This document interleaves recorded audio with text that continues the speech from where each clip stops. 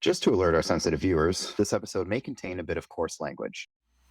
Hello, everyone. My name is Christy Blumendahl. And my name is Rocco Catroni, and we are the Disability Tangent Podcast. Each episode, we talk about current issues affecting communities while supporting people with disabilities. Through research, community connections, and resource sharing, we hope to invite everybody to challenge their perceptions of people with disabilities and promote a more inclusive world. Defined by what the people actually want and not what others think they want. Come join us on this journey.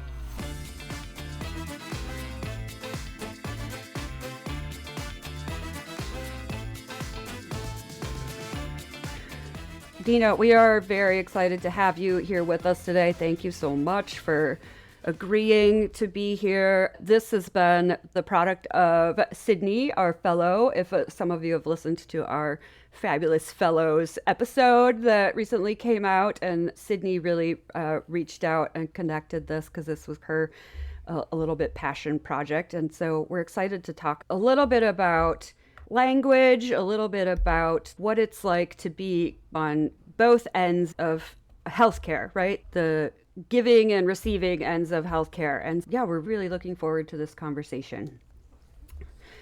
Me too. Yeah, so to start, do you want to just tell us a little bit about where you are at now in your career and what is it that you are doing? Sure. Yes. Thank you for having me. My name is Deana, and I am right now an assistant professor at Northern Illinois University in the College of Health and Human Sciences, specifically in the Department of Physical Therapy. So I am working with training new healthcare providers, new physical therapists, and then we are also trying to start a more robust interprofessional education piece to that. I'm going to be working with other departments trying to put together some more interprofessional activities with nursing, speech pathology, audiology, and across the college in general. That's what I'm doing now. Wonderful. And I'm a parent. I try to exercise and do all that stuff. So. And the many thousands of hats That's we right. wear beyond that. That's right. That's right. Right. There's a dog involved. All the stuff. I know. If you're like me, the dog takes up like 90% of the time, and then the rest has to squeeze into 10. Very needy. Beautiful. So I was going to jump right in and say, like, where did your passion for disability inclusivity come from, and how do you exemplify that in the work that you do now? Sure. So I was a practicing physical therapist for a while before I had my kids. And one of the things that I was lucky to have was my own clinic. And we focus our own clinic a little bit differently than some other people. When you think about outpatient physical therapy, usually it's like people who've injured themselves, like sports medicine kind of things. And we did not do that. Our clinic was really more focused on people who had chronic illnesses. Was a wound care specialist, so looking more along people who had those kind of impairments. And I realized that even when I was working in hospitals and things like that, like we had a lot of people that came back to us, and we had a lot of people that had these lifelong conditions that they're supposed to get better in therapy. Like we were supposed to help them. And I'm going to say fix, and I'm putting it in quotes, but that's what rehab was supposed to do. That's what I was taught was my job, right? I'm going to help these people fix them, and they're not going to have to do this anymore. And that was not occurring at all. Something was disconnected in my brain from what I learned and what I was seeing in real life. And then we had quite a few patients, I'd say, in our clinic who I identified as disabled. And there were times when I knew that we were perhaps not providing them what they needed because we couldn't meet them. Like, I'm old, so the ADA came out and we didn't even really talk about it in PT school. And knowing that I would need to do accommodations for somebody was just not something I ever learned about. But clearly there were things that we were not doing in our clinic. And then I had a kid. I mean, I have two kids, one of whom is disabled. But with my daughter, navigating life as her parent was interesting and challenging, a lot of new things. And I thought at one point, I was like, this is hard for us. And I'm somebody who's lucky. I'm married, so I have a partner were both educated, we were financially stable, and I knew systems, right? I knew how to get the healthcare system. I should be able to talk to people in the education system, and I could not do it. We could not I was frustrated. And I thought, if this is hard for me, how is it for everybody else? And I felt like one of the biggest things I was having a hard time with was like the language around all of it. Like how I needed people to, so from a personal experience with my daughter, I needed people to respect her as she was, but also, yes, help her, but also respect that she had these things. And it was just like, it was impossible to do that. And then with my patients, it was like, I needed to help them get better or meet their functional gains, but also respecting that this is how they were. So there was just a huge disconnect for me. And I was like, I don't know how to do this. I don't have the right thing. And so I honestly was looking for another way to talk about disability. And I like just did a search. I'm like, I got to go back to school. I got to figure something out. And I found the Disability Studies program at UIC. And I took a class at night that was called, I can't remember the exact name, but it had something about it, advocacy and empowerment. And I was like, ooh, that's ringing a bell for me, because that's what I felt like I was doing. And I just really liked it. I liked how they presented disability. It was very different than anything I had in PT school or saw in my years as a practitioner. And that's what kind of sent me down that path. And here I am. And so your second part was about like how it's continued or what I'm doing now. So I ended up getting my PhD in disability studies, and I bring that lens to what I teach with the students. So even if I'm teaching them like a therapeutic exercise class where you're thinking, I'm just teaching people like how to bend their legs, do a squat, whatever, there's a whole background that comes with that, right? Like, how are we thinking about why somebody has to even do this? Is this the right approach that we should have to it? Like, how are we talking about impairments, that kind of thing? So it comes through everything that I bring to them, trying to get them also to like critically think about, why do we approach a problem this way? And why do we only do something that's related to an individual person and their body versus looking at the environment and system around them, and what should we be doing there? So that's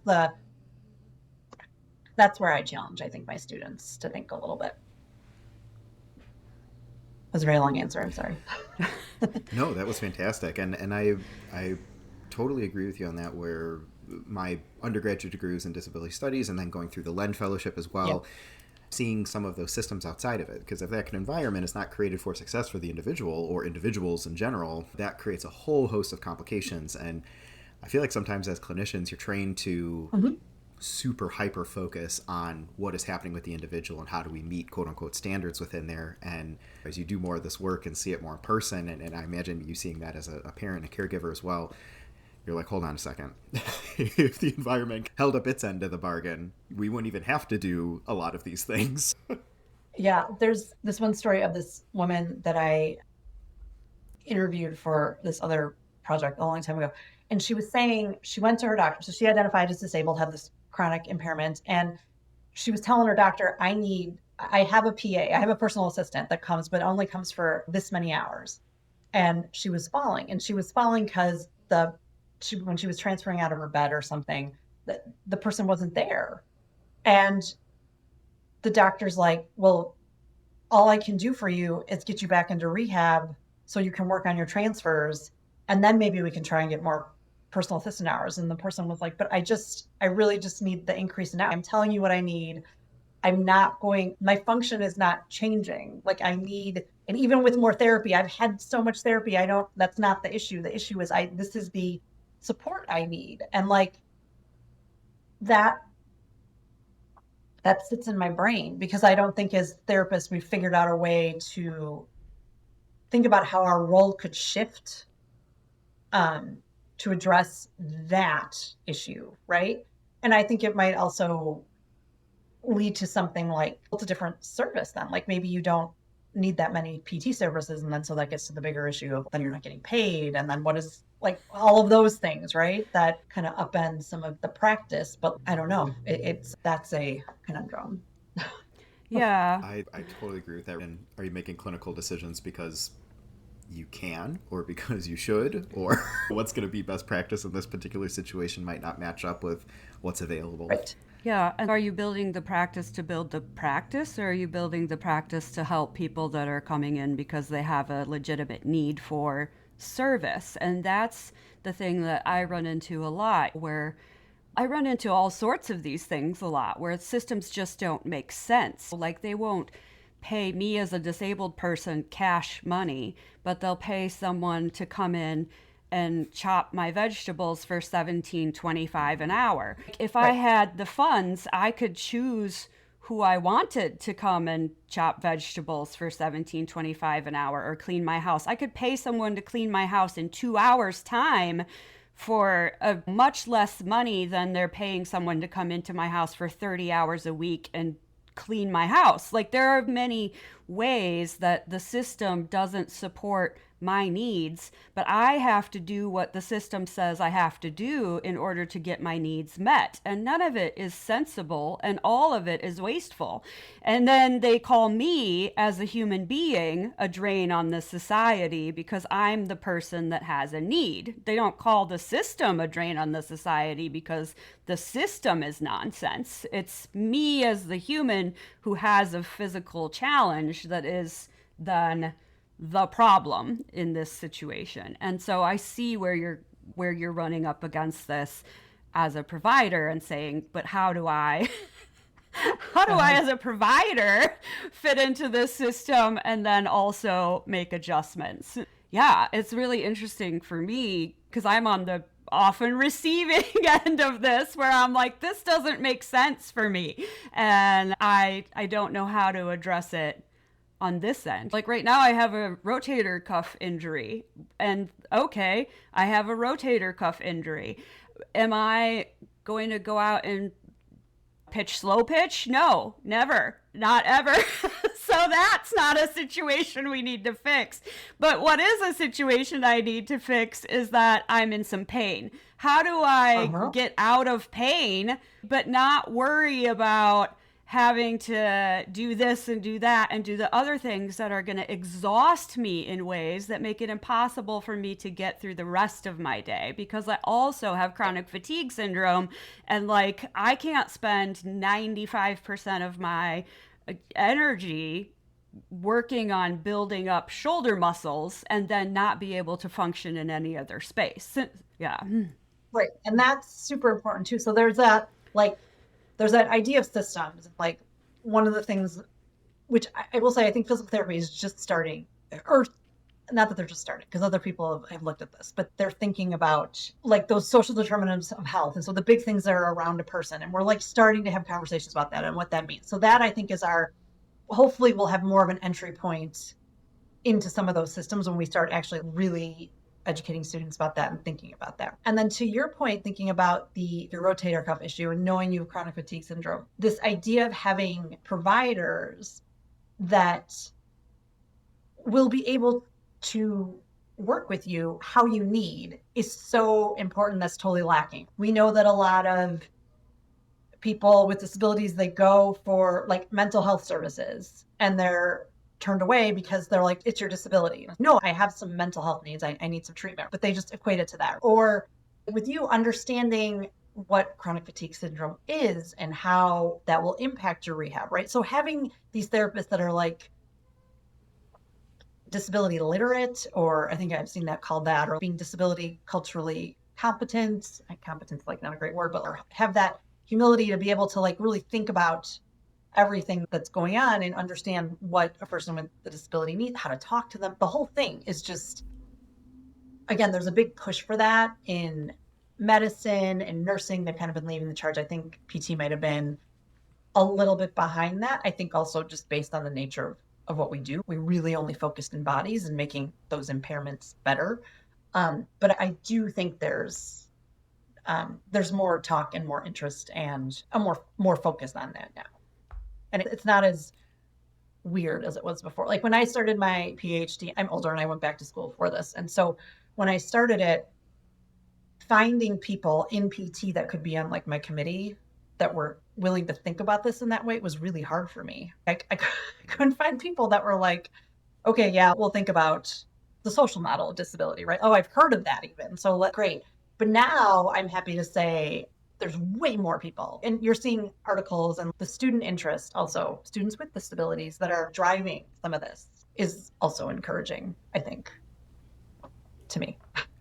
I see it. And it's great to say, I really appreciate you saying where, okay, physical therapy is really starting to look at this, and we say like, oh, we're kind of behind. I feel like every professional and clinician I talk to, myself as being in the rehabilitation field and then being in behavior analysis and being in different views of that, I feel like every single one of us are saying, oh man, all of us were like 10, 15 years behind. So it's, in some ways it almost feels like, okay, we're not the only ones going through some of this push. And it always amazes me that as people working with individuals with disabilities, and many of us having disabilities ourselves, it's so interesting to me that now's the time that we start seeing more of this push for inclusivity.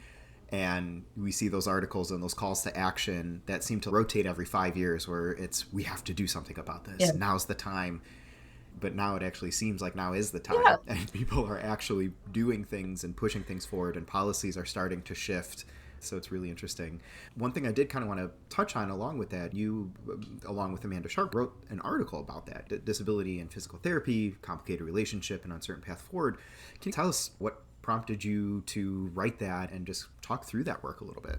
Sure. So I mentioned I had a hard time finding committee members, but one of them was amazing. Celia Pichek, out of University of Texas, El Paso. She's retired, but she was like gung-ho on this with me, and it was delightful. And she connected me to Amanda because she was like, hey, there's one other person I've heard about that's interested in this. She's doing it. It's very, like, Amanda was looking at something very different than what I was doing, but it was in disability world. Amanda was looking at, she wanted to understand around like technical standards. So these standards that you have to meet as a student to matriculate and graduate through a program. And she was interested in how those might prevent a student with a disability from even applying to a program and that sort of thing. She had found some work from Lisa Meeks, who does a lot of that in medicine. This is what I mean when medicine's way ahead of us on that. They've already thought about technical standards, all that. So Amanda and I connected around, she was interested in that. And I was doing my own research around looking at physical therapy education programs. We're talking about those social determinants of health and including disability and how much they were getting out into the community with people with disabilities. And what was their involvement? Was it only in clinics? Were they doing pro bono work? Were they actually going to centers for independent living? That kind of thing. So we felt like the only two people thinking about this. And we both had read an article that Nancy Sharby and Nancy Rausch had written like 10 years, I think, before, telling therapists, hey, you got to think about the social model of disability, and we need to think about disability studies, and we need to think about different ways that this paradox of disability, of valuing disability while also working to maybe work on impairments, right?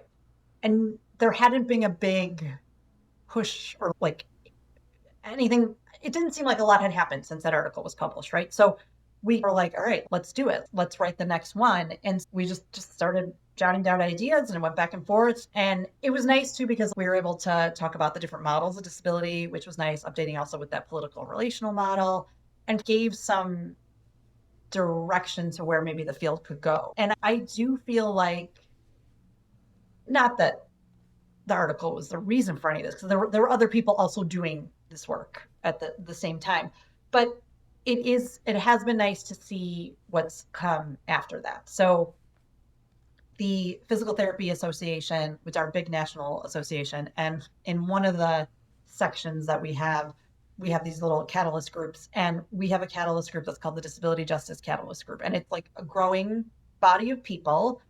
And it has been active at our conferences. It's been active at putting on webinars. It's gathering groups to do research. So there's like a whole group now that's doing a couple different things around mentorship. We have something else that we're looking more at education again, like how are educators talking about disability with their students? What does physical therapy even think disability is, right? It has been nice to see that come out and see where it's going. And again, the student involvement, we've made it a priority to be like, we want to have particularly disabled students, right? Guiding what's happening around that. So yeah, Amanda was great.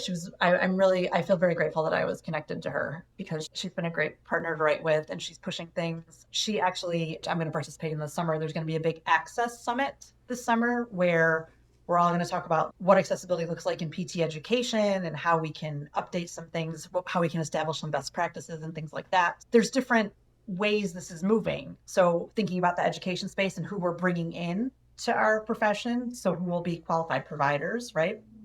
And also then thinking about how we're training these students to be, like, again, disability literate, disability culturally competent.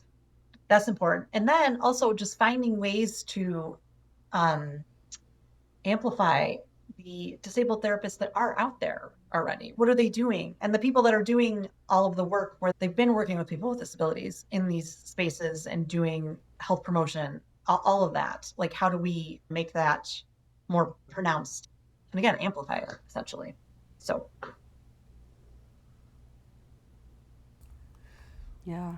Yeah, absolutely. And I think that's amazing. And it's awesome that there's more like accessibility considerations associated with that. And that's something similar in some of the fields I've been floating in.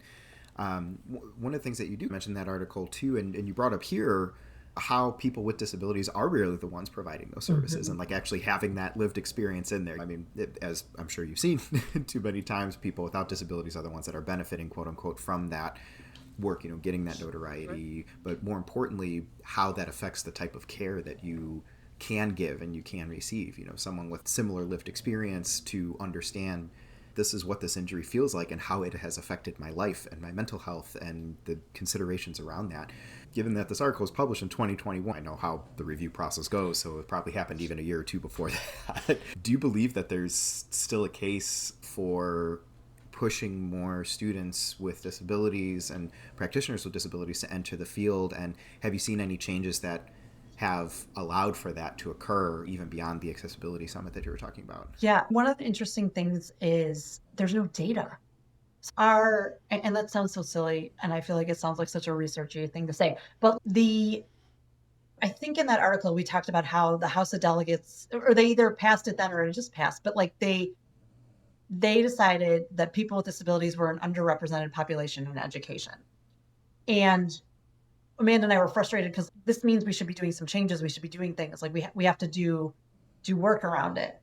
And what they said was, we don't even have a starting point. We don't even know how many students with disabilities are in our programs. We don't know how many educators are disabled. We don't know how many therapists really are disabled. I think when they get that information, it comes from like the National Labor Bureau when they do employment surveys and things like that. Just having a understanding of who is in the profession was challenging. Like, I think some of that is now starting to be collected and it's being included in demographic data when they ask for it and things like that. But that has been I think a challenge, because it's hard to say something is a problem if you don't. We know it's a problem. We know it's a problem, but it's hard to say, prove here's the problem. That is really interesting. And like I said, there's more focus on that. So that's good. That's one step. And in terms of, yeah, I think there is more. Again, I don't know that we see, like, this will be something that has to be tracked long term to see if more students with disabilities are applying and things like that. But I've noticed, again, there's more focus on some of the professional conferences you go to, or just as an educator at my own university, I've noticed that a lot of the offerings from our Center for Teaching and Learning are framed around access. How can your students access your materials, either online or in person? How are you incorporating universal design into your stuff? That's also promising because it's going across everywhere. And then if you can start to bring those in, that benefits everybody and what have you. I do think there is more awareness. Whether that translates to action will remain to be seen. But I do know there are more people who are trying to do that.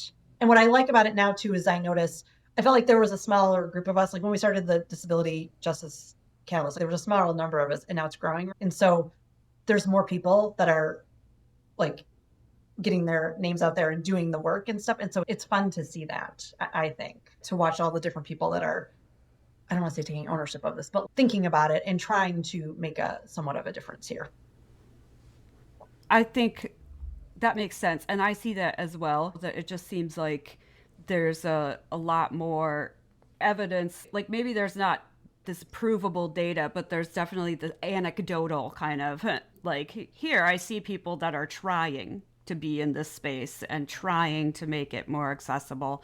And that might not be at the level that we want it to be, like deeper in the system where it's affecting policy and it's making these larger changes, but you definitely see it, yeah, in this one area. And there's this kind of hope that means that it will continue to grow, and that wave, like, right, crests and pours over into all of the other areas, I guess, is a thing for me. It's hard as a disabled person to be like, oh, right, but here I have to sit and wait and hope that it crests, though, because you're constantly like, oh my God, but I need it now. Like, I love the progress, but I also want all of the things. And so there's definitely this tension for me as, okay, yeah, that's great. And also I might have to move out of my building because the front entrance isn't accessible and I've just been prescribed a wheelchair. And then, so I have to spend thousands of dollars and uproot my life, and my building can opt in or opt out of giving me an accessible entrance. So it's okay. Yes, the conference I'm presenting at is being great about making things accessible. My home is not accessible. There are definitely these things where I need it on a systemic level. And so I love to see what's happening. I also want more. It's just this back and forth all the time in this direction. And I'm sure you feel that tension too as a parent, you know, of a daughter that has challenges. Like, yeah, I'm sure that feeling and that tension is present in your household as well, where you're like, oh yes, I see this, and also I want more for my child. And there's definitely probably that back and forth in your experience as well. And how do you think that informs? How often does she have to tell you that what you're doing isn't working for you? Like, how many times does she have to go educate an individuals? Like, she's educated, everybody in our family, her brother too, educated like the school about language, access needs, just any number of topics. And it's like, how many times do we have to do this?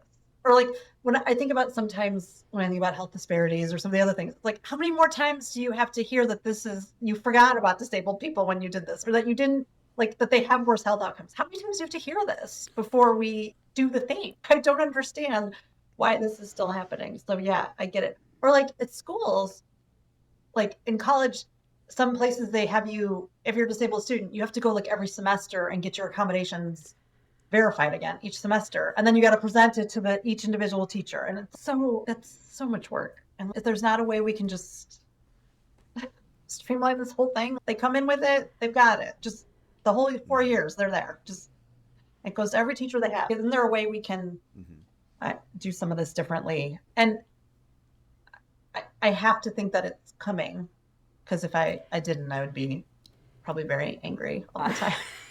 As I'm sure you might be as well.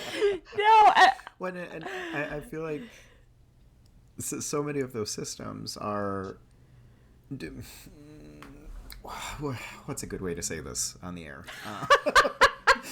So, it does perpetuate that piece, and it puts so much of the onus of change on the individual with the disability to create that. And then if that person slips up or is tired or forgets one semester to hand in the thing, I don't know about your department, but if we do student reviews and we say, hey, you know, maybe we should make sure that this person is supported throughout that. How do we make out these other pieces of our program more supported in general? Because there's not the only student that's going to come through with this consideration. There's that time to try to put that effort in there, but then it's still placed on the person to say, well, you should have advocated for yourself. I never received that paper, so I can't do anything. Or they get an adjunct professor that just doesn't know that, you know, maybe you can figure it out within the core faculty, but then once you get to the folks that are coming in from the outside, it's an additional training, an additional piece, and there's just so much pushback and bad systems where I think universal design, not just from accessibility, I think there should be universal design in the note-taking systems that we're doing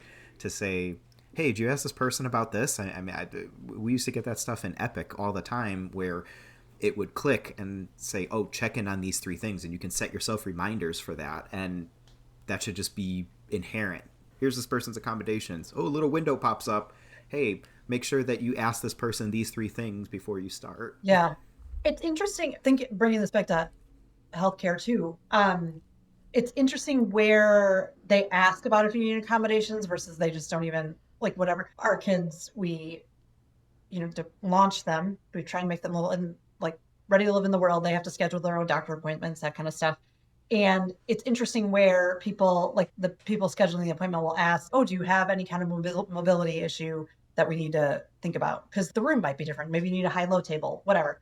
And where they don't. And again, I have one kid with a disability, my daughter, and my son doesn't, but they're both attuned to like when that's asked and when it's not. Like my son will get off the phone and he'll be like, they asked me if I needed a high-low table for my treatment to go see Dr. whatever his name is. It's like, that's good. Whereas they didn't ask my daughter who does need the high-low table. And so it's interesting how that's being brought across systems. Also, because when I think of the data too, people are saying we need accessible healthcare equipment, right? I need a high-low table. I need an accessible mammogram. I need to have an accessible bathroom in your facility, all of these things. But if the doctor's offices don't ask if the person needs any of that stuff, then they're just like, but I don't know. No one said anything. I don't know. But you didn't ask. Like the question's not being asked. And like, it's very possible that someone has always said to them when they make their appointment, because they know, because they've been in the system for 20 years, they're like, okay, when I call this office, no matter what the office is, I have to tell them I use a wheelchair, right? So that they know, oh, and this is what I need. Please write this down in the note for when I come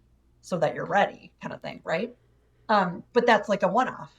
And then as a result, it doesn't do the big change, right? Yeah. So I think it's bringing that into where we get the big change. And then you get jaded as well, right? Oh, this is always my responsibility. And even when I said this the other day to my friend Gavin, that we mention him in every episode, but he's created this, like customer service application that helps people to set up their accommodations before they go to a retail space. And it was just put into a hospital, right? The very first healthcare setting. And people are like weirdly mad about it because they're like, it's a healthcare setting. I shouldn't have to, they should by law be checking on my accommodations and already have that in the system. And so I shouldn't have to go through a third party and I shouldn't have to do this. And like, I shouldn't. And also, yes, you shouldn't. You shouldn't have to ask for accommodation. You shouldn't have to tell them you have mobility challenges or that you have low vision or that you whatever. But also, you can't expect every receptionist in the world to always remember to look out for you, right? You're also not the center of the universe. So I understand, yes, I should not be burdened with this. Also, I probably am going to be burdened with this. So if someone is creating something that helps me not be burdened, like maybe don't get mad at it. So there's like this back and forth, I think, that you get used to being the person who's the person that has the extra weight on you, and then you get really jaded about it. And I understand that because it feels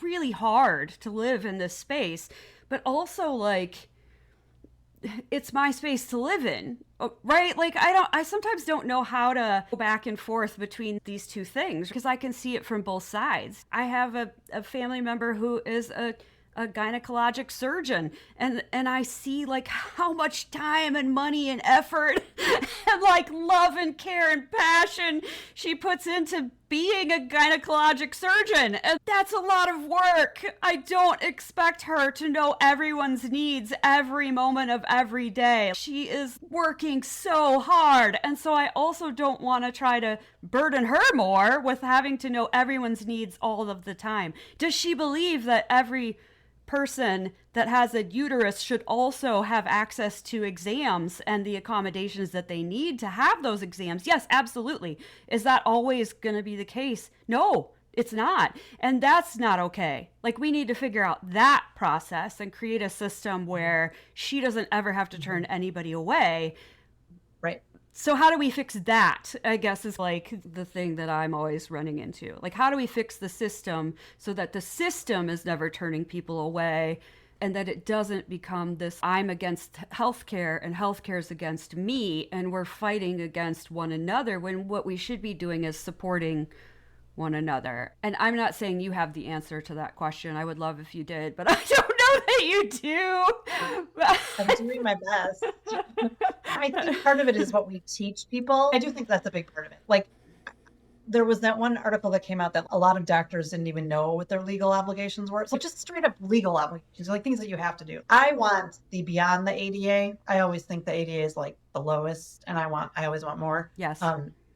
Because I think everybody does, because it was never meant to be the definitive endpoint, right? It was always meant to be like, this is your baseline, but you can provide access in many ways. You should. And so that was one study that was done with doctors, and they didn't know their legal obligations. And then there's tons of stuff that they just, it's like where disability is taught, how it's taught, who teaches it, how it comes back through like their program.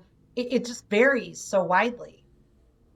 And so now there's like competencies out there, and dentists have a whole curriculum around disability and working with people with disabilities. And it includes like those technical pieces, right? So how would you accommodate somebody who has really serious tone but has to get pap smear, right? So that's a big thing. You have to know how to do that, but you also have to know how to talk to them, right? What's disability etiquette? What words shouldn't you be using? Maybe you shouldn't be using. Just understanding what disability culture is, all of that stuff.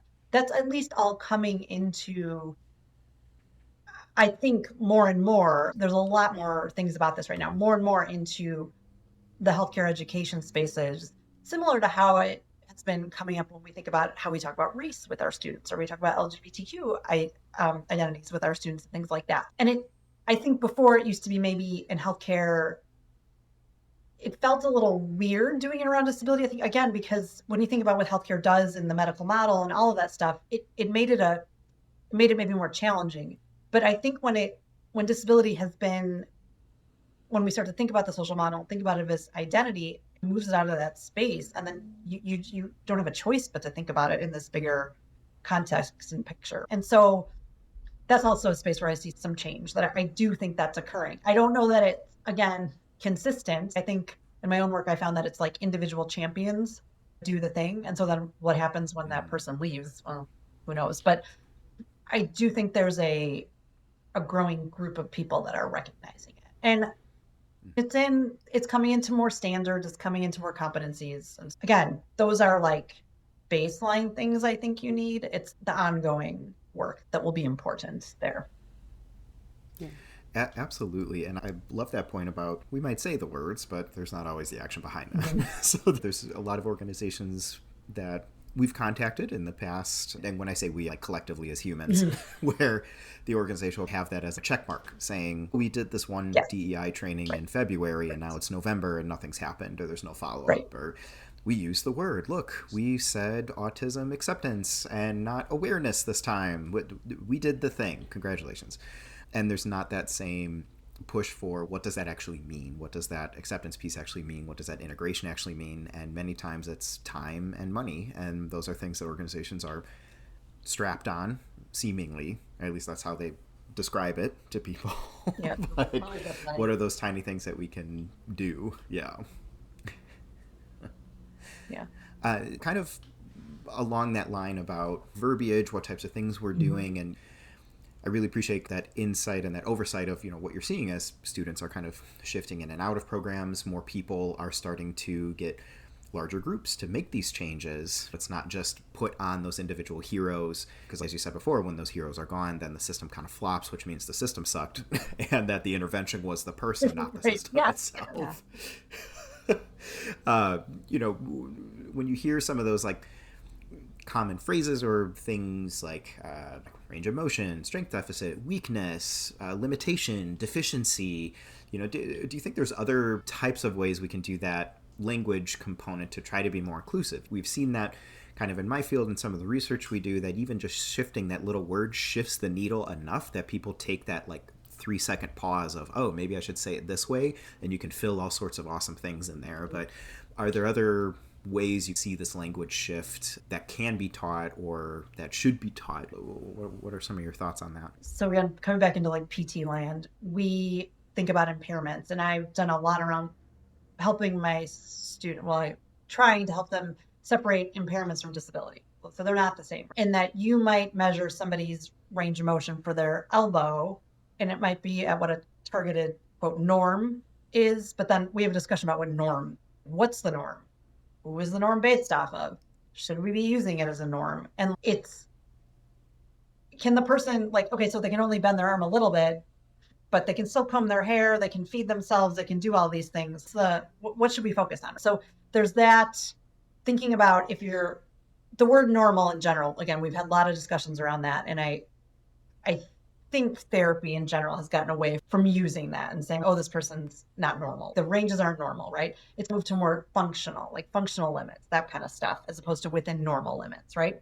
So I think that's good. And like thinking about deficits or having decreased endurance and that kind of thing, those you could use like a weakness, like, oh, they have like a weakness when they get up, or they have a weakness in their legs that's impacting their ability to walk. It's really then how you tie that back to me to a function and what you're going to do with that person and what the person wants to do. Yes, we've had a lot of discussion. I've had a lot of discussion with my students about everybody can see your notes because they're in the chart. Like how you're documenting what the person says, how you're documenting what their deficits are, what your goals are, all that. They can see all that. And so we've had talks also about going towards strength-based language. And I think that's particularly important when you think about kids. So when therapists work in school systems or even outpatient clinics or wherever, because they're younger and they don't have their full identity yet. It could be a temporary impairment. It could be something that's going to be permanent and they're going to maybe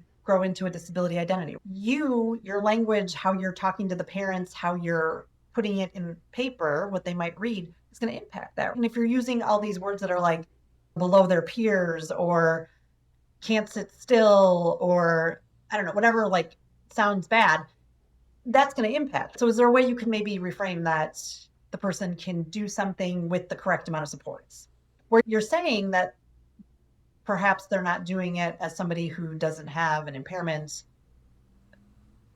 but you're identifying what the need is there, right? So that's important. The other thing we talk about, I think a lot with students is, and this has been interesting,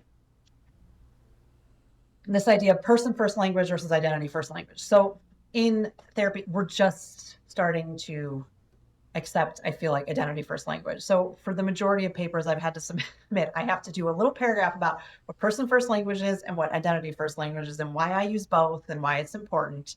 And I look forward to the day when I don't need to do that. Because I've had something come back to me where they rejected it and they were appalled that I used disabled person. And I was like, but I wrote with someone who identified as disabled, so why would I not do that? And I made it very clear in the paper. That's what we did. That's really interesting to me. And so with the students, it's reality, you're going to call the person by their name, but you should understand how they think about this because it impacts how they see themselves, how they're coming to rehab and what they want to get out of it. And you have to be respectful of that. I have also had conversations with my students, and this comes back to me as a parent as well, is thinking about euphemisms for disability. And I have to say those never sat right with me, being a parent of it. At the same point, I didn't want to initially, I'm going to say label, but have my daughter labeled as disabled. Part of that was for other reasons, like she was born before the ACA. There was a whole bunch of stuff that I was like, the permanent condition that could impact everything. But that being said, I like to despise the word special when they use that word. And I know that like special education is a thing and it's children with special healthcare needs. And I just look forward to when that's changed. But I also know that there are parents and people who use that language and they use like differently abled and things like that. And that's fine. Like I have stressed to my students that when you do things like that, if you do that continually, what it tells me is that perhaps, and there's some other articles and things like that around this, is that perhaps everything that you're doing for this person is extra, or you're just doing it out of the goodness of your heart. But like there are rules, laws, policies, all sorts of things that people with disabilities are owed these rights. They're owed accommodations. They're owed inclusion. It's not generous that my kid was in a classroom with her peers. That's her right. You know what I mean? Yeah. So like, but when you put special in front of that or a special need, I don't know. I have that to me is not great. Yeah, words have power, and I think that's a thing that people just don't really comprehend. And words mean different things in different contexts. Like I recently was on a forum and someone was like, I said something about welfare seats and everybody got really mad at me. And they were talking about seats for the welfare of persons, like well-being, because they are British and they understand welfare in a term that, like in the US, plays. And when you say welfare in the US, it means free, giveaway, you know, someone who's needy, someone who's begging. It was very like a messed up kind of terminology where somehow we have turned the word welfare, like meaning your well-being, into something that means I steal stuff from you. And it was very, the whole conversation just made me icky, because I was like, okay, as a person who potentially receives some kind of assistance from other people, it just makes you feel kind of dirty and yucky about yourself when people are saying, oh, you need money? You're a horrible, horrible, horrible, immoral person. And it's just, people have to consider that what they say matters. And the way that we address these things matters. And if you treat it as something that's extra, something that other people don't need, that, and you know, that you somehow do need because of some special circumstance, then it others you in these ways that make it sound like, oh, right, you get something that I don't get because you have a thing that I don't have. And it just it separates us, and it makes us seem like, right, we're not the same, when really all we want is sameness. All we want is equal access to the same stuff, right? We're not asking for extra stuff. We're asking for equal access to the same stuff. And that's what you're not getting, right? You're not getting equal access. You're not getting equal rights. And when you ask for equal, somehow it's special. It's extra. It's over the top. And that makes me so frustrated and angry that we've conflated equal access to something.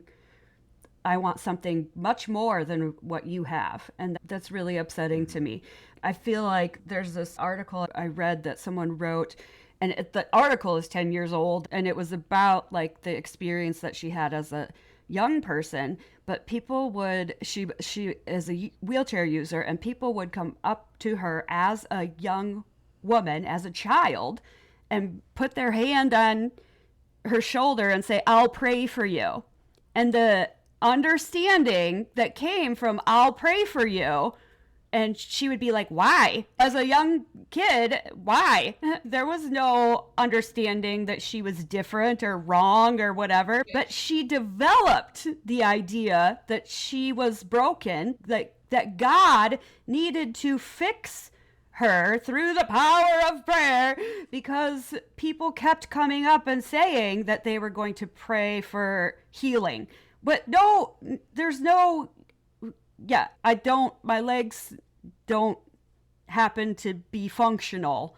No amount of prayer ever fixed that problem for her. And so it was just like, it just created a complex. It just created ableism that was internalized and probably external. Yeah.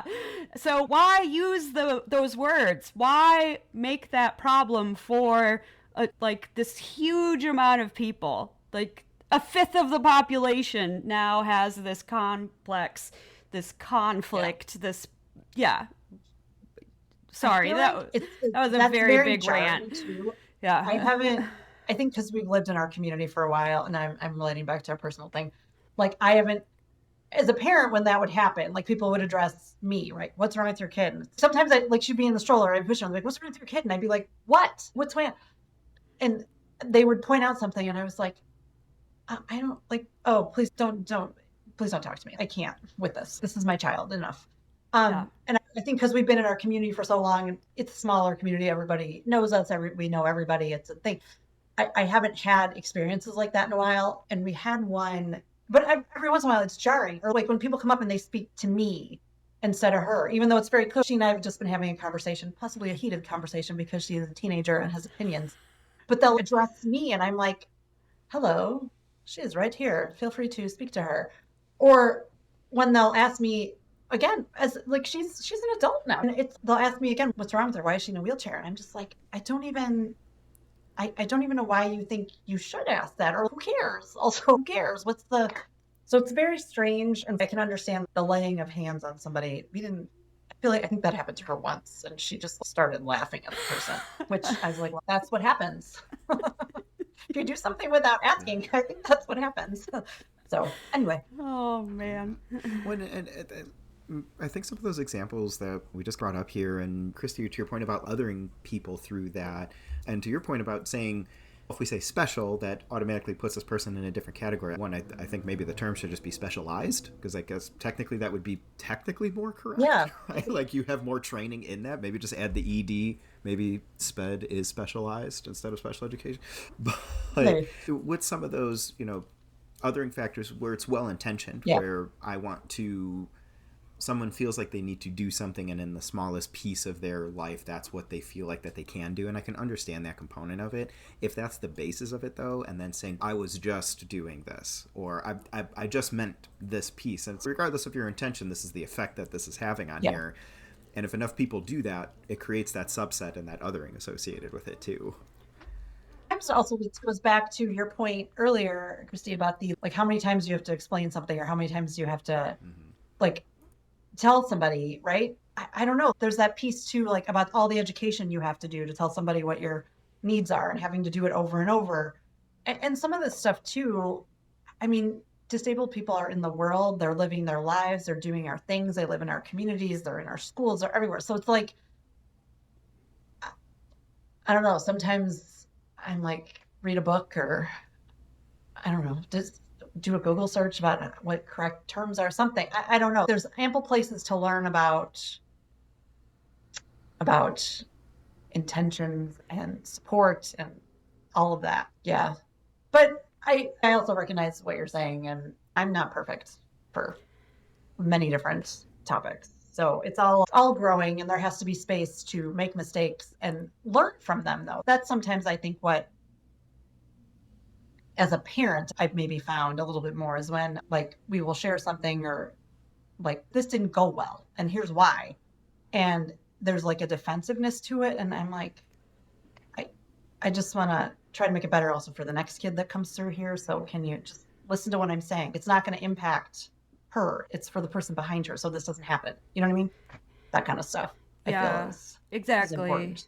Yeah, and I think that's the problem for me too, is when you see it and then you see it over and over, right? Like the intent, you might say, I see people who say, my intent was good, but then they don't learn when you say that wasn't helpful, they go to the next person and they do the same unhelpful thing. And then they're like, that wasn't helpful. And then they go to the next person and do the same unhelpful thing. So really, they're not trusting your voice when you say, that's hurting me, that's not helpful, can you please change? And they don't change. Then I feel like it's just this sort of infantilization of persons with disabilities, right? You don't know what you're talking about. Clearly, I'm the person with expertise here, not your lived experience.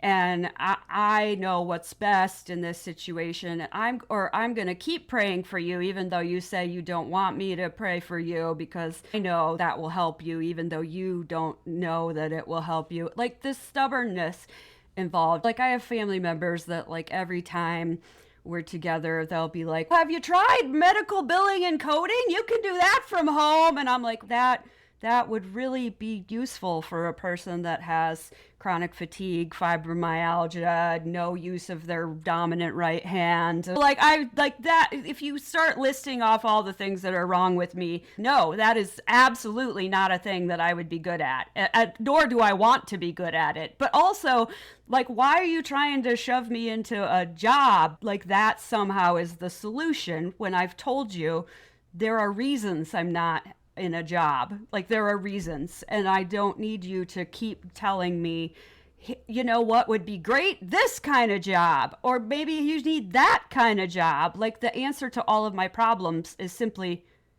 a job. And I'm like, even my own family can't seem to listen to where I am, adopt a different stance, and move forward with me. So I know that there are so many people in society that are just not ready to be like, I can accept that you as a disabled person know your body, know your limits, know where you can move and where you can't move, know what's working for you and what's not working, and be the expert in your life. And I can accept and love and care for that and just be there. And somehow I have to be okay on some level with that knowledge and work within that.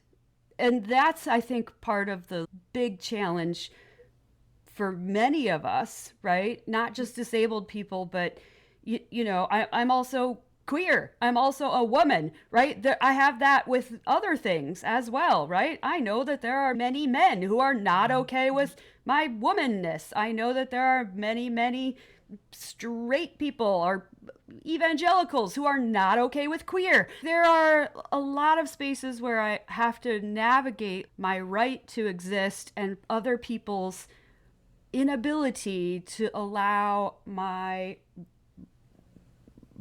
expertise in this area. So I feel like that is a huge challenge. Yeah, we all are having to figure out how to navigate this pluralism and accept one another. Mm-hmm.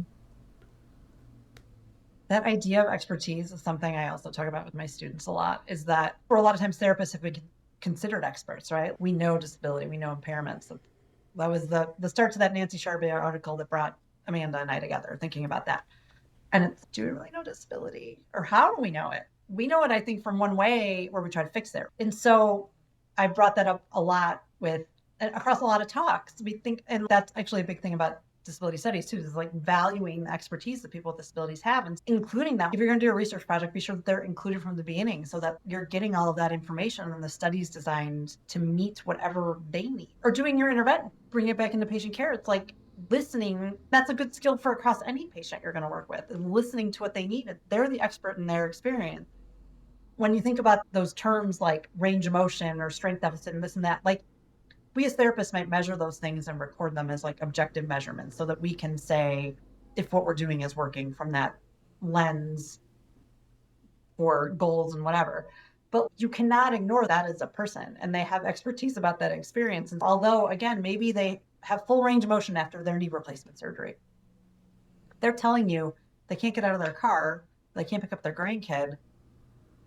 Who cares? There's something else that is very important that needs to be addressed, thought of. What are you going to do? Like, how are we going to work with that person to do that? That's where I feel like also thinking about like how disability ties through all of our patients. It does, like how you can bring all of that knowledge into your work with everybody, whether or not they're claiming a disability. If they just have a temporary impairment, like after a surgery or something, that becomes very important, I feel like.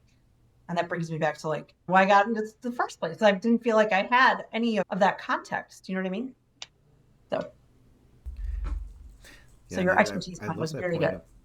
I love that point about the trying to especially challenge students and either future educators or members of your community to think that way as well. And the point you're saying, just functionally, cool, your data says, right, hey, look, we're trending upwards. And the person's like, that's awesome. But also, I'm still in excruciating pain, right, and I can't focus because of that. And if your provider's like, well, I mean, it seems like you're doing better anyway, so we're going to have to discharge because insurance won't accept this anymore now because we hit the metrics that they're looking for, I think is that thing that just keeps people into that loop when, we've seen that personally too. Like someone's at the 50% mark and they're saying, no, this is good for me. This feels great. My chart might say I'm not making that progress, but my life has been exponentially affected positively by this work, and I'm good, and I can discharge myself because I am done. Yeah. And I think that's something that people then don't have the ability to, because then the provider will say, no, technically you haven't hit that. Why don't you come see me in 3 weeks? And you're like, do you know how much time and effort and money it takes me to get here? I'm good. We're good. Trust me. Yeah. I know my life. Yeah, Yeah. agreed. What have you encountered, to the level that you feel comfortable answering this question? Have you encountered any of that tension either with students or other practitioners, and how have you navigated that if it does pop up when you bring up those topics? Not as much with students. Again, I wonder if the students are, because they are a generation, these are 20-year-olds and I'm teaching, right? They have been in an educational space and in the world where I think people with disabilities are more included with them, right? School and everything, in a way that was different for me when I grew up. At different contexts. I don't, or even just, I was thinking about it. I was like, I can't remember having disabled students in my elementary school. I think they went to a separate school, which is weird. But I think that's different for this generation of students, like they're younger. So I haven't experienced it with them. They've been pretty open to thinking about person first, identity first. I don't even know that it was like, when we talked about it, that it was a thing for them. They were just like, oh, okay. And again, really, it comes down to when they did have questions about labeling though. They're like, so would I label somebody as disabled? And I was like, that's an interesting question. Because for an insurance document or for school, or if they need a service, like, they may be like, I need you to do this, or you might want to do that because it's going to get them a certain service they need. It's that balance, thinking about it. But if we're saying it's an identity, you shouldn't, right? I don't think I should label anybody. So there's a balance there with them. So I would say the students actually almost had a more nuanced conversation than right or wrong, that kind of thing. But I have, like, with practitioners, it's been more of a, like, I will only say person with a disability. And so then it's the question of why. And they're like, because you shouldn't call somebody disabled. Well, why? And sometimes they think about it and they can't, like, answer, or they're like stumbling a little bit. Again, I think for maybe some practicing therapists or people who are older, they just maybe haven't thought about it in that way. The idea, again, out of physical therapy, because so much of what we do was like fixing, disability hasn't always been viewed as I'd say, positive. And so for us, you've got to put the person first, because saying they have a disability, it's a negative. And it's like, no, we're now thinking that it's just a part of them. It's not a positive or a negative. And or maybe a positive on some day, and maybe a negative on some day. I am not disabled, so I can't say that, but it's part of them. It's this identity piece to it. Like, you can say the word disability. You can say somebody has a disability. And so a lot of what I found in my research when I was doing my dissertation and stuff is there was a lot of focus on the word ability. I like to focus on ability. They didn't want to say the word disability. And I think, again, the people I was interviewing were a little bit older. And I think that's where that comes from. It's like they want to focus on the function, the ability they're doing. And I don't want to talk about the disability, even though that may be an integral part of that person's identity, especially if they were born with an impairment, right? If that's been their life the whole way, that may be a very important piece of them. And if you can't recognize that, it might impact your relationship with them. It also you might inadvertently say some things that they're going to take maybe a different way. If all you talk about is, oh, don't think about what you can't do, only think about this. And it's that person maybe has never thought about it as I can't do. They've just thought about this is how I do it. And so now you're putting it in a lens of they can't do something. And you didn't mean anything by that. You're just focusing on ability. So that's how I think I've talked about it with students or other practitioners and stuff like that. And again, like the thing I've said had to do with a lot of the articles I've written is there is like a little paragraph just explaining what it is. Because I think some of it is, I don't know that people in rehab would know that somebody would claim a disability identity sometimes, depending on where they practice, how long they practice, that kind of thing. There is the education piece, I think, that's happening. Yeah, I think it still feels that way for a lot of people, right? Like that it's somehow there's a negative connotation to it. Why would you want to have that label? And I think it's really hard for many of us to claim it and to have the disability pride, because there is a lot of internalized ableism and a lot of like challenges with it. I think for me, it's been a process of getting to the point where I can be able to take that on as a part of my identity, and that's said a lot about my journey. So I think I started out in a place where I didn't want to be disabled, and I had a lot of that for my own self. No, I don't want that. And now I'm to the point where, no, this is me.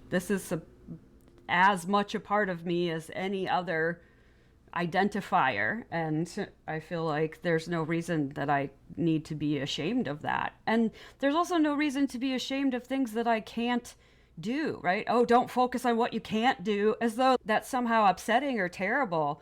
Like, I can't climb Kilimanjaro. Neither can you, asshole. Like, what? Like, that, neither of us are going to do that. It has nothing to do with my disability. You're not in that kind of shape. What the hell? No, I feel like it doesn't. Yeah, like, I don't understand how that would define who I am in any way. Like, that there are things that are unsafe for me to attempt because of my mobility issues. Like, that's okay. That's not a problem. I don't feel like putting any kind of like stating, oh no, I don't think that I should try to run a 5K. I might die. Like, that is funny. That is not actually a thing that is going to hurt my feelings.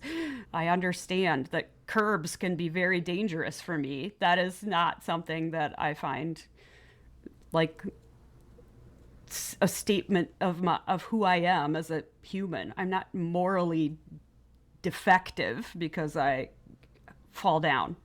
I don't know. Sorry, that got really discombobulated at the end, but like see, even speaking can be very dangerous for Christy. It's fine.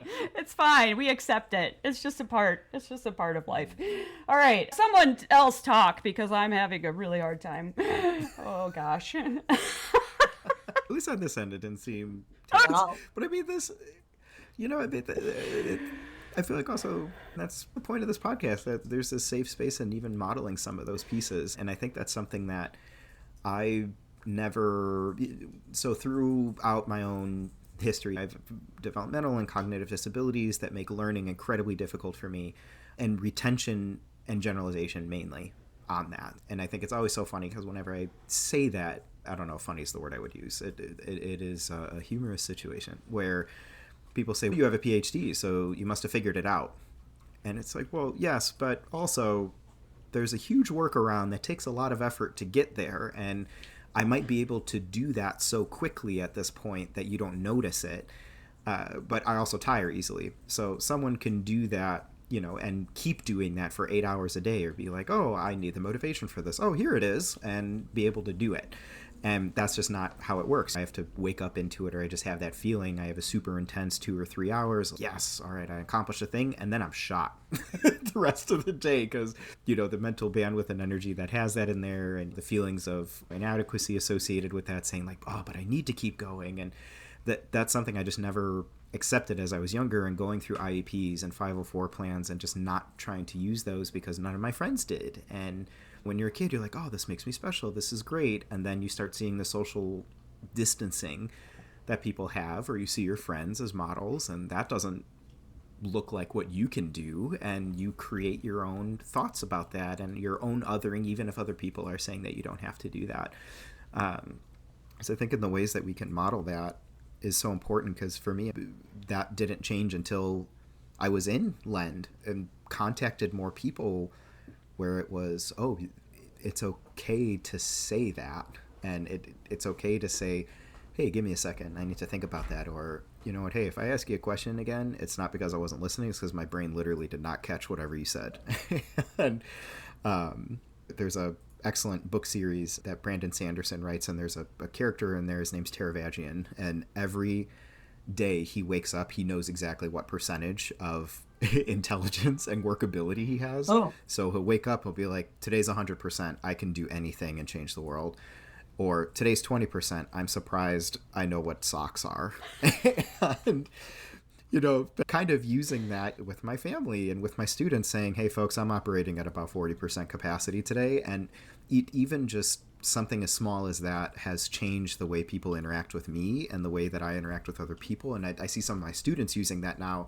So that context coming into it. So I think, as a roundabout way to say, Christy, I think modeling that is so important, and seeing kind of the flub of it, because it's not this beautiful fluid thing that people might want you to be like. Right. Or for Yeah. us, I must to be like, it's messy and it's weird and sometimes it feels gross, but once you get there, it's, oh, okay, maybe this is fine. Maybe I am capable of things. Yes, Christy's a genius, but it comes out in awkward spurts. You got to piece it together. Are you passionate about accessibility and inclusion, but don't know who to connect with? We welcome you to join the Global Accessibility and Inclusion Network, founded by the creators of the Disability Tangent podcast. Our mission is simple: to connect communities to available resources and create a supportive network of individuals from all backgrounds. Join us as we unite disability advocates from around the world to share knowledge, collaborate on initiatives, and drive positive change. Whether you're an experienced activist or just starting your journey, there's a place for you in our network. To learn more and become part of this powerful movement, check out the show notes for this episode and sign up today. Together, let's make the world a more accessible and inclusive place for everyone.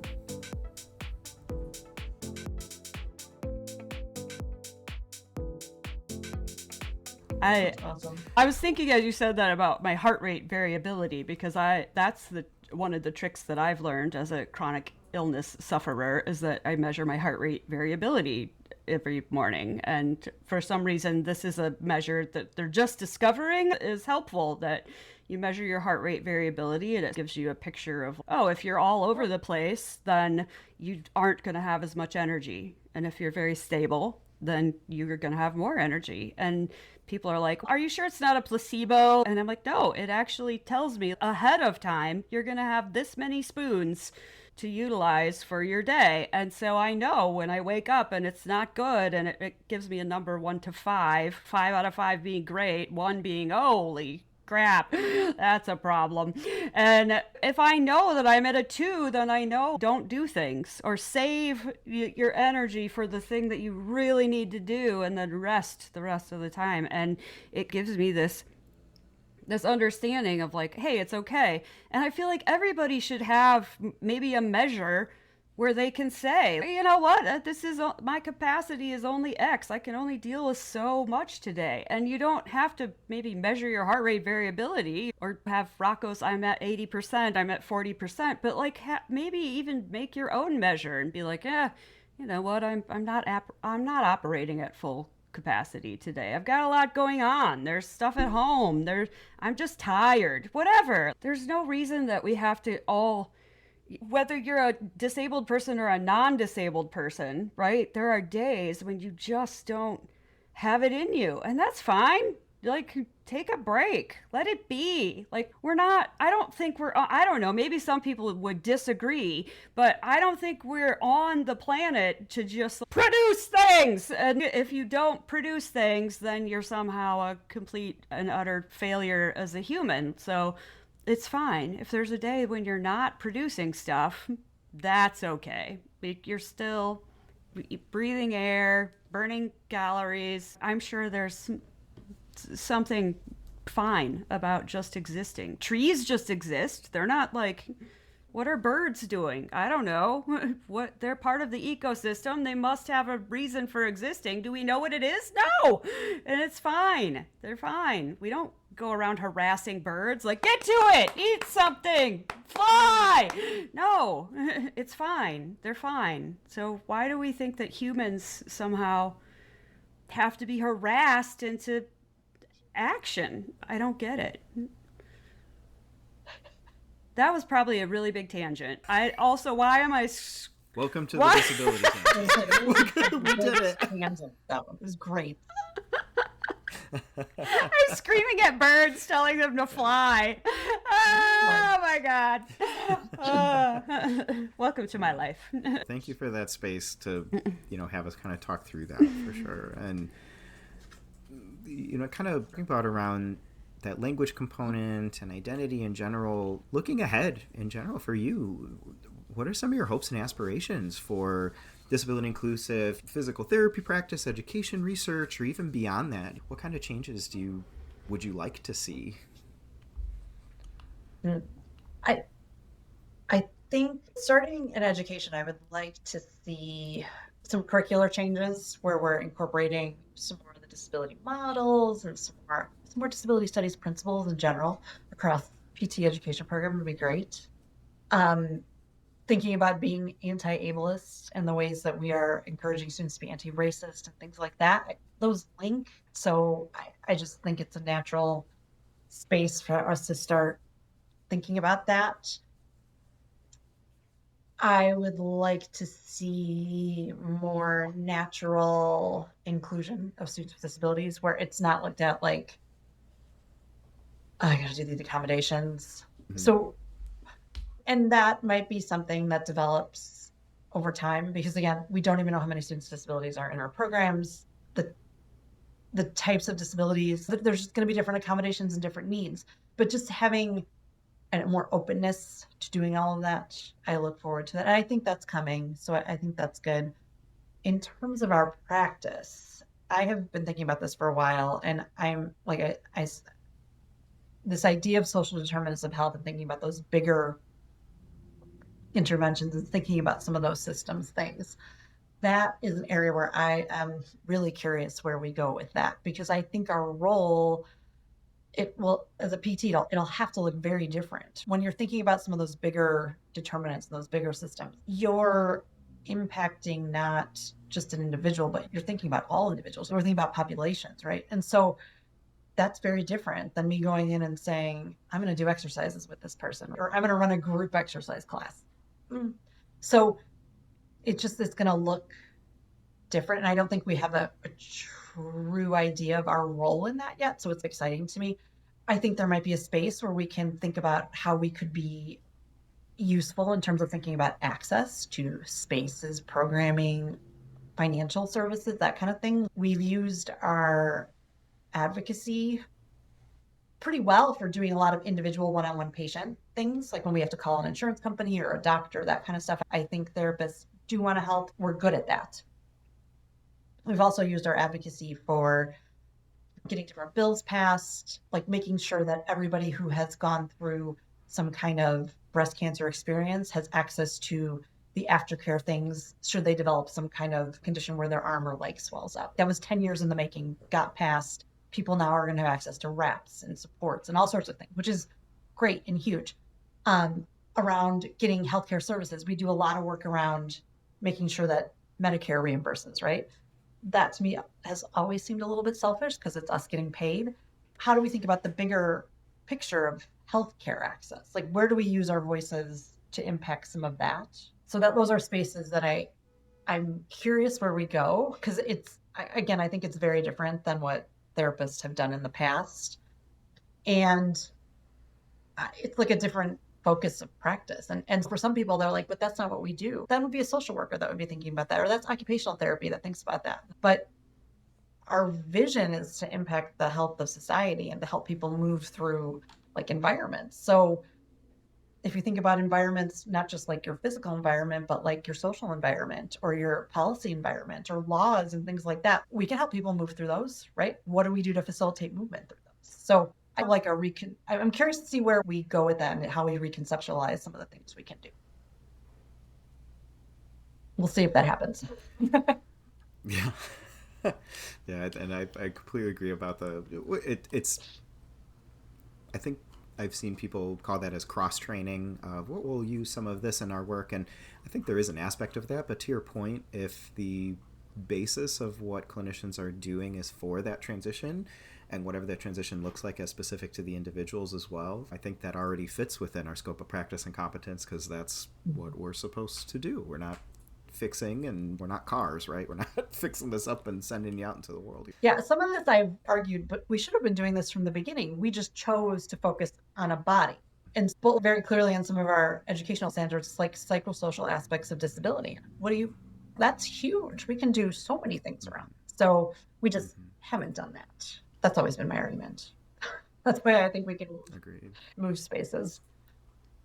Agreed. I think certification boards should get on that as a requirement to say, okay, we're going to be working with this population, learn and interact with the population, and not always in positions of power. Maybe we should do that. Yeah. That's a huge one too. I would love to see, thinking about just our organizational setup and things like that. Just again, that more people are moving into these positions. And again, I think they are. It's just how we help facilitate that a little bit more quickly, maybe. I'm excited to see some of the changes that could exist. Physical therapy is very white. There's just a lot of, I think, knowledge that maybe we don't have in our profession that I look forward to having it, again, being amplified. Not that it's not there, it's just not across our practice. So there's more spaces for us to learn. And part of our thing as being therapists, we're committed to lifelong learning. And so I think this is a space where we can really dive into, I think, hopefully. Yeah, it's like diversity and inclusion shouldn't be a niche. It should be the standard. Right. Yeah. Yeah. Yeah. Yeah. I think just in interest of time, we're coming to the end in general. And I wanted to ask you as well, was there anything that you want people to know or anything that we haven't really covered today that you were hoping to, or anything you want to leave us with? I feel like we talked about so much stuff. I think in this space, I think especially for PTs and maybe rehab and maybe medicine in general, is that I feel like sometimes there's a concern about being right or wrong, maybe being afraid to maybe try something out or engage with something because you don't want to be wrong. No one wants to be wrong ever. But like one thing I've learned as a parent and whatever is also you have to give people grace to screw up, because I've screwed up. And then I don't want to say fix it, but learn from it. And I think we all have to be okay with mistakes and learning as long as people are genuine in those efforts. And to be genuine in your efforts too, I think would be the only other thing I would say there. But that's about it. Because I feel like, especially thinking about disability, it's complicated for people. I think especially if they've been in rehab for a long time and things like that. And so maybe there's a hesitancy to think about some of these and engage with them. But I think people should be encouraged to do it. And I think that we have to recognize that we're all not going to be perfect right from the get-go. And that we should, as long as there's genuine efforts to learn, I think that should be embraced. Yeah. I love it. Put that on a mug. Rocco would put everything on a mug or a t-shirt. I think he has a list of 18,000 t-shirt sayings, and I'm here for it. I really am. A different one every podcast. I know. Have a different, he pull up his mug, have his t-shirt. I have many tank tops that have great sayings on them, so I feel like that would be great. I would be down for it. I think we'll go with it. We'll have the Disability Tangent shop. We'll have so much merch. There will be like 18,000 different t-shirts to choose from, so it'll be awesome. That's your production for the day. There you go. See, that's... You don't have to do anything else. You've done it. Fly, bird, fly! You flew. Oh my God.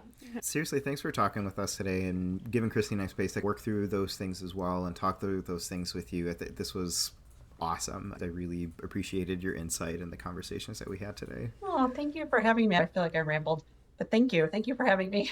Oh, no, from one rambler, I feel like, no, you didn't ramble at all. I thought you were very collected, but yeah, this was beautiful. And I so appreciate you and what you were working toward. And this has been lovely.